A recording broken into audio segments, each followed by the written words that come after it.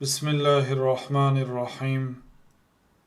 الحمد لله رب العالمين، والصلاة والسلام على أشرف الأنبياء والمرسلين نبينا محمد وعلى آله وصحبه أجمعين.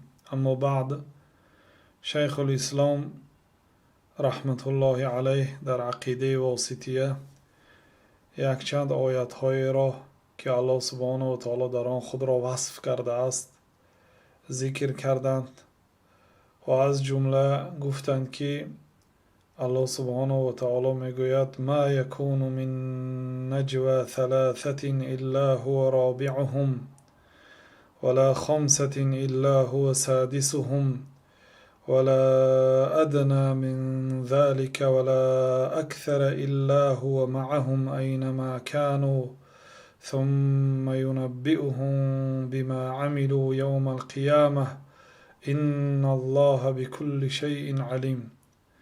الله تعالی در این آیات میگوید که نجوایی که بین سه نفر می شود چهارمین آنها الله تعالی هست. نجوا این سخن سری پنهانیه که بین دو کس یا زیاده از این صورت میگیرد، یعنی بین همدیگر در یک جای جمعیتی دو نفر یا سه نفر یا زیاده از این پیچی راست زنان بین همدیگر چنان مخفیانه سخن میکنند که دیگرها نفهمد. الله تعالی میگوید که نجوایی که بین سه نفر میشود چهارمین آنها الله تعالی هست. ما یکون من نجوه یعنی با صیغه نفی آمده است. هر نجوایی که نمیشود در بین سه نفر مگر چهارمین آنها الله تعالی هست. ولا خمسة الا هو سادسهم، اگر نجوا بین 5 نفر باشد ششمین آنها الله تعالی هست. یعنی الله تعالی از آن سخن با خبر است. الله تعالی میشنود، اگرچه پست میگویند تا اینکه دیگرها نشنود و نفهمد، ولی الله تعالی میفهمد و میشنود. ولا ادنى من ذلك، اگر رفتو از 3 نفر کم باشند یا از 5 نفر کم باشند مانند 4 نفر یا 2 نفر، ولا اکثر یا از این عددهایی که الله تعالی مثال آورد 3 و 5 زیاد باشد، 6 نفر باشند یا 7 نفر باشند، الا هو معهم مگر الله تعالی همراهی آنها هست اینما کانوا هر کجایی که باشند. یعنی رفت سیاق آیت اگر شما نظر کنید و با دقت اهمیت دهید، یعنی الله سبحانه و تعالی گپ درباره نجوا رفته ایستاده است. نجوا سخن سری هست. اگر 3 نفر سخن سری را بین همدیگر بگویند، دانند که الله تعالی هم آنجا هست، میشنود. یعنی با شنواییش و با اطلاعش، اطلاع الله تعالی وسیع هست. اطلاع یعنی آگاهی الله تعالی تمام دنیا و بیرون دنیا را احاطه کرده است. و هو معهم الله تعالی همراهی آنها هست، یعنی همراهی نجوا کننده ها اینما کانوا در هر کجایی که باشند، کجایی که رفتند، در هر کجایی که نقشه کشیدند، مصلحت کردند، پنهانی از دیگرها بود، الا هو معهم مگر الله تعالی همراهی آنها هست. ثم ينبئهم بما عملوا یوم القیامه، سپس روز قیامت به آن عملهایی که کردن الله تعالی آنها را آگاه میکند. شما فلان روز فلانی ها در فلان مکان جمع شدید، فلان مصلحت ها را کردید، در حق فلانی فلان گپ ها را گفته الله تعالی آنها را آگاه میکند. بعد در آخرش گفت که ان الله بكل شیء علیم، الله تعالی به همه چیز علیم است، یعنی نهایت دانشمند است، نهایت دانا هست به همه چیز. بنابراین امام احمد رحمت الله علیه گفتند که افتتح الآیه بالعلم و اختتمها بالعلم، الله تعالی آیت را با علم افتتاح کرد، کشاده اعلان کرد و با علم به نهایت رسانید. ابتدای آیت این سوره مجادله است. الله تعالی میگه که الم تر ان الله یعلم ما فی السماوات و ما فی الارض، مگر تو نمیبینی که الله تعالی میداند آن چیزی که در آسمان ها هست و آن چیزی که در زمین است. یعنی با علم شروع کرد. آن چیزی که در آسمان ها، هر مخلوقی که هست، هر گپو هر عملی که می شود الله تعالی میداند. و ما فی الارض، هر کار و هر گفتار، هر کرداری که در زمین می شود، هر حادثه که در زمین میشه الله تعالی یعلمو میداند. این ابتدای آیت است. آخری آیت ان الله بكل شیء علیم، الله تعالی به همه چیز دانا هست گفت. یعنی بیهوده سلفی صالح نگفتن که الله تعالی با علمش در همه جا هست، با اطلاعش، یعنی الله تعالی مطلع هست، آگاه هست. چون که گفت که ثم ینبئهم بما عملوا یوم القیامه، سپس روز قیامت آنها را آگاه میکند، چون که الله تعالی آگاه هست از هر یک سخن و از هر یک عمل آنها. بنابراین این آیت برای چی شیخ الاسلام رحمت الله علیه این آیت را بعد آیت استوا و عالی بودن الله تعالی بر خلقش آوردند. یعنی الله سبحانه و تعالی اگرچه در بالای عرش است، اگرچه از همه مخلوقات در مرتبه عالی هست، او با همراهی آنها هست و هر کجایی که باشند، هر سخنی که میگوین الله تعالی میشنود. معیت الله تعالی این صفت الله تعالی هست. یعنی الله تعالی همراهی ما هست هر کجایی که هستیم. این معیت به دو قسم تقسیم می شود: معیت عام و معیت خاص. معیت عام یعنی چی؟ معیت عام مانند همین آیت. نجواگرها چی شخصای با هستند؟ خواه شخصهای بد هستند که غالبا نجوا کننده ها شخصانی بد میشن، خواه بگذار در بینشان مومن و مسلمان ها باشدم، الله تعالی میشنود. نگفت که این نجوا کننده ها کی هست؟ عام است. یعنی این معیت عام است. اگر دو نفر در یک جا نشسته سخن پنهانی گویند، الله تعالی سیومین آنها هست.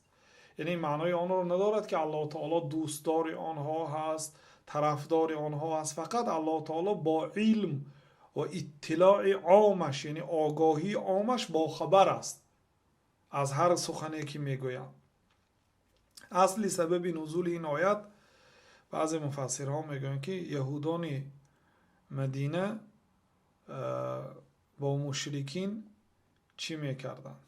نجوا میکردن. یعنی به یک طریقه نجوا میکردن که با میدانندن که گویا این نجوای آنها متعلق به مسلمان ها هست.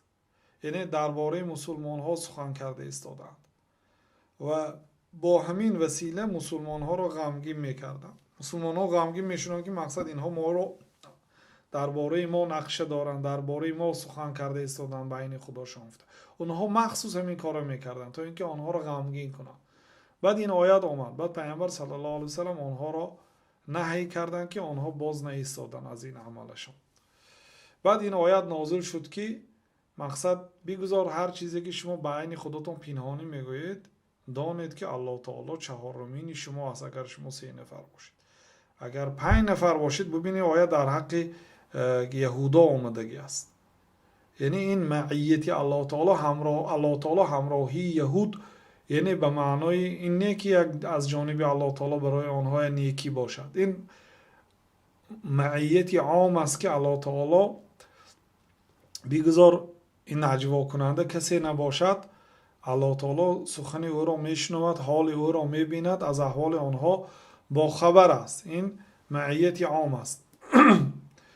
اما باقی مانده آیات هایی که مصنف رحمت الله علیه آورده، اینها مثال به معیت خاص است. و قوله الله تعالی که لا تحزن ان الله معنا، این سخن جناب رسول الله صلی الله علیه وسلم به حضرت ابوبکر است. وقتی که ابوبکر صدیق رضی الله عنه و ارضاه همراهی پیامبر صلی الله علیه وسلم هم صحبتی، هم سفر و هم صحبت در بهترین سفر، در سفر هجرت به سوی الله تعالی بودند، به غار پنهان شدند، به غار ثور. همین وقت بود که مشرک ها به واسطه آن شخصیت هایی که عزه را می شناسد، آثار شناس هایی که از قفای عزه متخصص به همین ساحه هستند، به واسطه همین ها کافته تا نزدیکی غار آمدند و حضرت ابوبکر گفتند که یا رسول الله لو نظر احدهم تحت رجلیه لابصرنا، یا رسول الله اگر یکی آنها به زیر قدمش نگاه کند ما رو میبیند. غاری بود که دهانش گشاده بود، یعنی اگر پایان رو نگاه میکنید در این غار دیده میشد. بعد پیامبر صلی الله علیه و سلم گفت ما ظنک، تو چی گمان داری در حق آن دو نفری که ثالثهما، سیومین آنها الله تعالی است؟ تو چی گمان میکنی در حق این دو نفری که، یعنی پیامبر صلی الله علیه و سلم و ابوبکر، سیومین آنها الله تعالی است؟ بنابراین منقبه خاص ابوبکر است. از بین صحابه ها یگان انسان به این مرتبه نرسیده است که دو نفر باشد و سیومین آنها الله تعالی باشد. ببینید رسول الله صلی الله علیه و سلم، ابوبکر، الله تعالی. ما ظنک باثنین الله ثالثهما، تو چی گمان داری در حق این دو نفری که سیومین آنها الله تعالی است؟ بنابراین شیخ الاسلام رحمت الله علیه گفتن که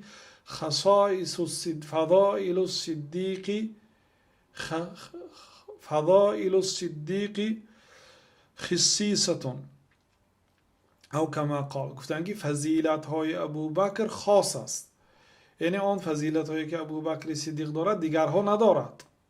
حتی لقبش خلیفه رسول الله به الله تعالی رفته میرسد، خلیفه رسول الله.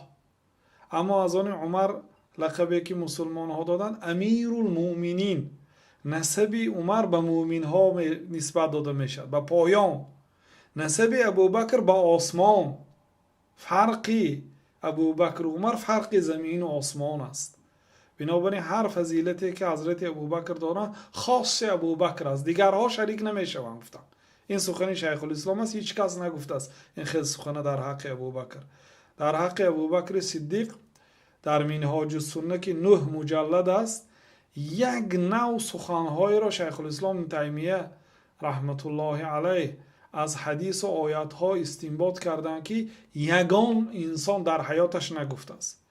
و پدری استادمان محمد ابن عبدالرحمن قاسم رحمت الله علیهما یک کتاب جمع کردن از داخل منهاج السنه، ابوبکر صدیق نامش.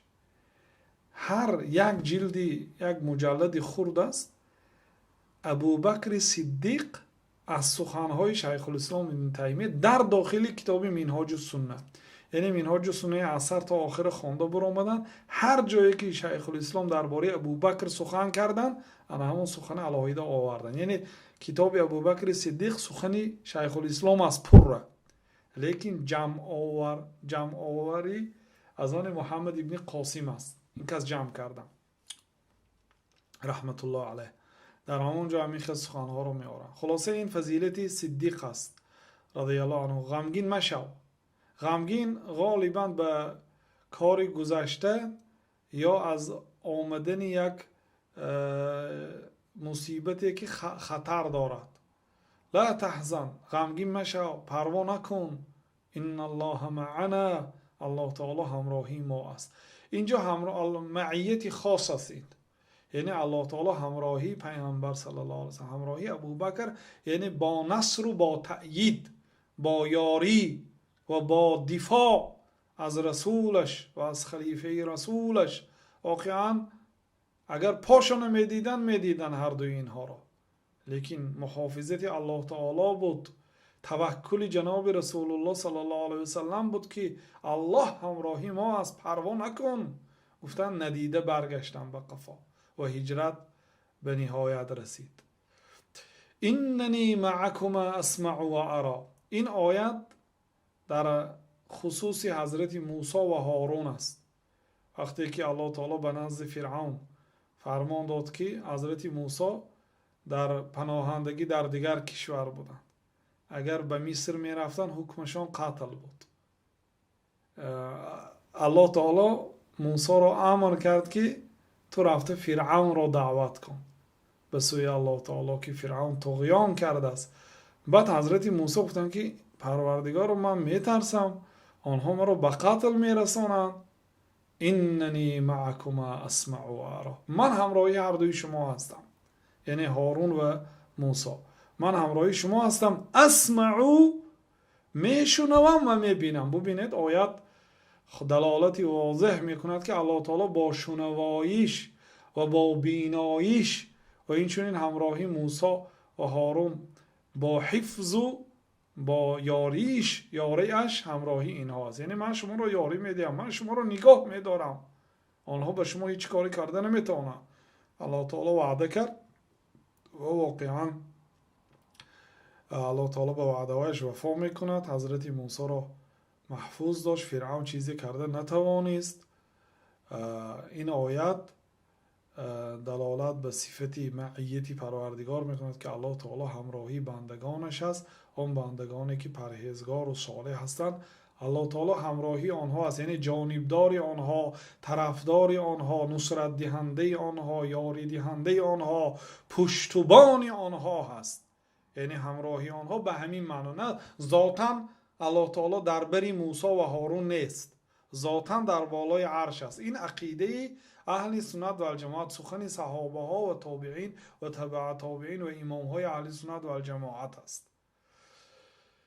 بعد آیت دیگری را آوردم. الله تعالی میگوید که ان الله مع الذین اتقوا والذین هم محسنون. الله تعالی همراهی تقوادارها هستند و همراهی احسانکارها هستند. تقوا چی است؟ ما گفتیم که بهترین تعریفی که تقوا را تعریف کردن یعنی شناسانیدن، این طلق ابن حبیب گفتن که تقوا الله ان تعبد الله علی نور من الله ترجو ثواب الله. تقوای الله این است که الله تعالی را عبادت کنی، با علم عبادت کنی، به علم نه، از پیش خودت یک چیز نگویی، چیزی که دلیل ندارد سخنی نقص کو، گفته با عقلت مردم تبریک نکنی، با مثلا روزی جمعه در نظرت دعا هست، یعنی الله تعالی جمعه را به شما مبارک گرداند، یعنی ظاهرا دعا عملی خوب است، لیکن برای اجرای عملی خوب اول دلیل لازم است که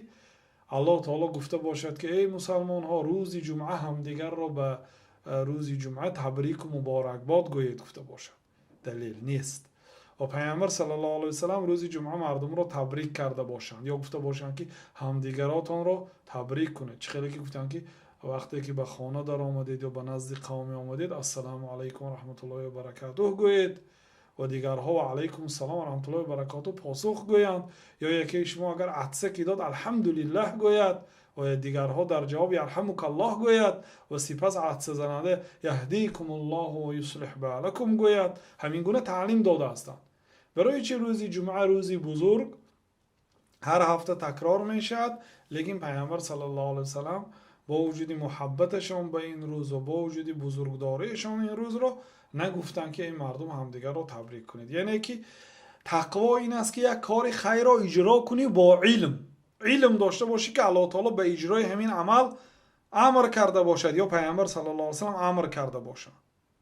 و این چنین ان تترک معصیت الله، این چی گناه الله تعالی را ترک کنی علی نور من الله، با علم ترک کنی. از پیش خودت با این خوردنی فلان چیز حرام است و کار مثلا نگاه کردن به عورت زن حرام است، عورت زنی حلاله خود گفته، مثلا از همین خودداری کنی.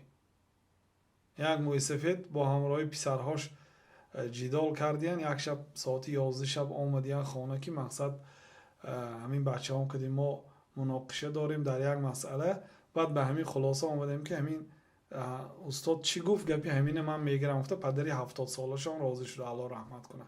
و چی مسئله گفتم؟ مهم که همین نگاه کردن به عورت زن حرام است، میگم موی سفید به شوهرش حرام است. به پسرها گفتن که حلال است، دو پسرشان قطع آمدین. بعد من گفتم که موی سفید داملا بودن الله رحمت کند همین 70 سال نگاه نکردید؟ گفتم نه نگاه نکردم. گفتم قند زنید. گفتم اجازت است، آخه حلال است. یعنی که از یک کار خودداری میکنه. این دلالت به پرهیزگاری و استفاده میکند. بیچاره ها همین که نکن گفتیان نکردیان، تا هم یک بار بینم چه خیلی بود است نگفتیان، تا همین روز خودداری کرده آمدیان. مقصد از یک کار باز میداری خودت را، ان تترک معصیت الله، از گناه دور میستی، علی نور من الله، با علم داشته باشی که الله تعالی گفته باشید که ای مردم به عورت زنت نگاه نکن مثلا، یا پیامبر صلی الله علیه و سلم نگاه نکن، بلکه پیامبر صلی الله علیه و سلم گفته که احفظ عورتک الا من ازواجک، عورت خود را محافظت کن غیر همسرهایت و ما ملکت یمینک، و آن کنیزهایی که در زیر ملکی تو هست. یعنی فقط به اون غلام دخترها، غلام زنهایی که شما به پولتان خریدید و شما صاحبش هستید، با آنها میتوانید عورتتان نشان دهید، و به زنهایتان که 4 زن حق دارید بگرفتن، و همین ها میتونید. اما از دیگرها عورت خود را محافظت کن گفتن، نگاه دار، کسی نبیند. فهمیدید؟ یعنی که دلیل لازم است برای ترک یک گناه. و ان تترک معصیت الله علی نور من الله، اینکه ترک کنی گناه را با علم داشته باشی که الله تعالی همین گناه گفته است، و مقصدت هم تخاف عقاب الله، ترسی از عذاب الله تعالی داشتی، با همین مقصد ترک کنی، نه با مقصد اینکه همین بیماری ضرر، همین گناه ضرر. هر یک گناه ضرر دارد، هر یک گناه ضرر دارد. تمام گناه قاعده هست، هر چیزی که حرام است و ضرر دارد، هر چیزی که الله تعالی امر کرد و فایده دارد. به فایدهش برای مثلا روزه داشتن فایده، برای معده، برای روده، برای این، برای عصب، گفتن روزه نداری و ترجو ثواب الله، کاری خیر کنی با علم اجرا کنی، مقصدت اجر و ثواب نایل شدن باشد. و این چون از گناه هم باز استی، از ترس الله تعالی بازیستی، با علم بازیستی. یعنی ببینید 6 دانه شرط دارد تقوا. کسی که این ها را اجرا میکنه او تقوادار است. الله تعالی همراهی تقواداران است، یعنی نصرت میدهد آنها را، دفاع میکند، دوست میدارد، قوت میدهد. والذین هم محسنون، آنهایی که محسن هستند. محسن کی است؟ محسن این از مومن هم درجهش بالا هست. خیلی که پیامبر صلی الله علیه و سلم گفتن که الاحسان ان تعبد الله کانک تراه فإن لم تكن تراه فإنه یراک. احسان این است که الله تعالی را چنان پرستش کنی که گویا الله تعالی را دیده ایستاده، یعنی در حضورت الله تعالی هست. همین خیر باید پرستش کنی. اگر نتوانی دان که الله تعالی تو را میبیند، تو را نظارت دارد. انا همین درجه احسان است که بنده اگر همه وقت فکر کند که الله تعالی از هر یک حرکت او و سکون او، از هر یک نشست و خیست او با خبر است و الله تعالی او را دیده ایستاده است، چه خیل در حضور الله تعالی با آدابانه عمل میکرده باشد، در طول حیاتش همین خیل گردد، این به درجه محسن میرسد. الله تعالی چی میگوید؟ الله تعالی همراهی آنهایی که تقوادار هستند و همراهی آنهایی که احسانکار هستند. یعنی الله تعالی همراهی کافرها و همراهی بی تقواها نیست. اینجا فقط همراهی اینها هست، یعنی این معیت خاص است. واصبروا، در آیت دیگر الله تعالی میگه که واصبروا، صبر کنید، ان الله مع الصابرین، الله تعالی همراهی صبر کند. صبر خودداری کردن از تقدیری بی‌زیب، تقدیری بدیه که به سر انسان می آید و برای انسان معقول نیست، لیکن الله تعالی این را تقدیر کرده است. خود را نگاه داشتن از سخنهایی که غضب الله تعالی را می آورد و از سخنهایی که الله تعالی را ناراضی می کند. باید بنده راضی شود. چه که پیامبر صلی الله علیه و سلم گفتن که ان العین لتدمع، چشم آب دیده می برارد، و این العین و این القلب لیحزن، قلب غمگین می شود، چشم آب دیده می برارد. و این لفراقک یا ابراهیم لمحزونون، ما به فراق تو ای ابراهیم، پسرشان گذشته بود، ما به جدایی از تو غمگین هستیم. ولا نقول الا ما یرضی ربنا، لیکن ما فقط آن سخنی را میگوییم که پروردگار ما را راضی کند. سر به وقتی که مصیبت میفرد اول دنیا را حقارت کنید، همون مصیبت را حقارت کنید، دشنام دهید، هر کی ماند حقارت کنید، بعد بدی دور از خیر صبر میکنیم گویید شما صابر نیستید. پیامبر صلی الله علیه و سلم میگه الصبر عند الصدمه الاولى، صبر در صدمه اولا هست، در برابر شنیدن خبری بد یا در برابر دیدن مصیبت یا آمدن مصیبت صبر کردن، خودداری کردن. فهمیدید؟ انا همین صبر است و این چنین صبر از گناه است و این بزرگترین صبر است. گناه، نفسی شما گناه میخواهد، شیطان به گناه های وسوسه میکند، محیط اطراف به گناه وسوسه میکند، نفس خواهش دارد، شما صبر میکنید و این چنین صبر به طاعت میشد. به نماز بامداد خفتن در ساعت 12 یا 1، بامداد در ساعت 3، یعنی 15-20 دقیقه یا 1 ساعت نیم ساعت خواب میرید نمیرید، باید بامداد روید. مشقت است، صبر میکنید. روزه ها 18 ساعت 20 ساعت مشقت است، صبر میکنید. یعنی 3 نوع صبر هست: صبر بر طاعت، صبر بر معصیت، صبر بر مصیبت و تقدیری بدی. واصبروا، امر الله تعالی، صبر کنید. ان الله مع الصابرین، الله تعالی همراهی صبر کننده است، یعنی آنها را نصرت میدهد، آنها را دوست میدارد، همراهی آنها است. بعد در آیت دیگر الله تعالی که کم من فئة قلیلة غلبت فئة کثیرة باذن الله الله مع الصابرین. چقدر جماعت های کم جماعت های بسیار را غلبه کرد. یعنی در جنگ عدد اساس نیست، عدد اساس نیست. در جنگ حنین صحابه 10,000 نفر بودن، مغلوب شدن. اذ اعجبتکم کثرتکم، امروز شما را بسیاریتان به تعجب آورد، عجب کردید با خودتان که امروز بسید از عدد کمی هیچگاه مغلوب نمیشیم. گفتید اذ اعجبتکم کثرتکم، با بسیاریتان تعجب کردید، از جانب الله تعالی بسیاریتان یگان چی بی حاجت نکرد، شما را فایده نداد. حتی آنهایی که بیعت کرده بودند که تا وفات، تا مرگ از نزد رسول الله صلی الله علیه و سلم و از جنگ نمی گریزیم، گفتگی ها گریختن. این است شؤم عجب. عجب یعنی خود به خود فخر کردن و به قوت خود تکیه کردن. همیشه شخص مسلمان به الله تعالی تکیه میکند، نه به قوت خود، نه به سلاح خود، نه به عدد خود. و ما رمیت اذ رمیت ولکن الله رمی. وقتی که تو تیر پرانیدی، تو نپرانیدی، الله تعالی پرانید. بنابراین تکیه باید همیشه به الله تعالی باشد، نه به عدد. بنابراین الله تعالی که چقدر عددهای کم جماعتی بسیاری را مغلوب کرد باذن الله، با امر الله تعالی، با اجازت الله تعالی، با نصرت الله تعالی، با یاری الله تعالی، آدمهای کم بسیار را غلبه کردند. جنگ بدر 300 نفر بودن، 315 نفر بودن علیه 1000 نفر. جنگ احد خیر اگرچه مثلا ظاهرا مغلوب شدن، ولی بعضی علما میگن که این مغلوب حساب نمیشه. 61 آیت بعد جنگ احد نازل شد. یا مثلا در جنگ احزاب صحابه ها 1,500 کس بودن، احزاب 10,000 کس بود، مغلوب شدن. در جنگ مؤته مسلمان ها 3,000 نفر بودند.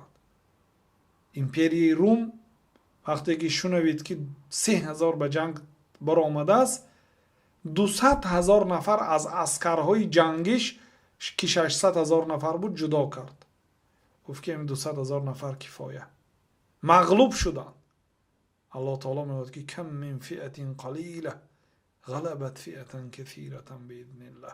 چقدر گروهی خرد، جماعتی خرد، جماعت‌های زیادی را با اذن الله تعالی مغلوب کردند. والله مع الصابرین، الله تعالی همراهی صبر کننده است. یعنی این معیت، این همراهیت الله تعالی همراهیت خاص است، خاص به بندگان پرهیزگار، بندگان تقوادار، بندگان صبر کننده و بندگان یعنی پرهیزگار و صالح است.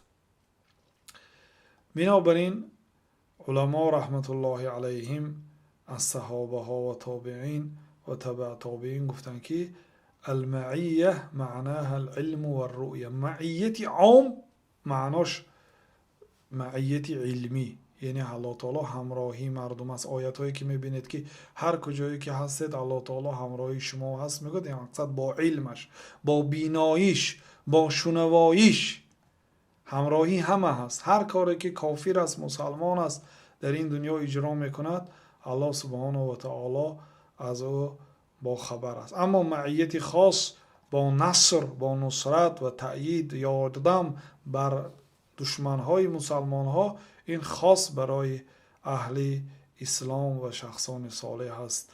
والله تعالی اعلم و صلی الله و سلم علی نبینا محمد و علی آله و صحبه اجمعین.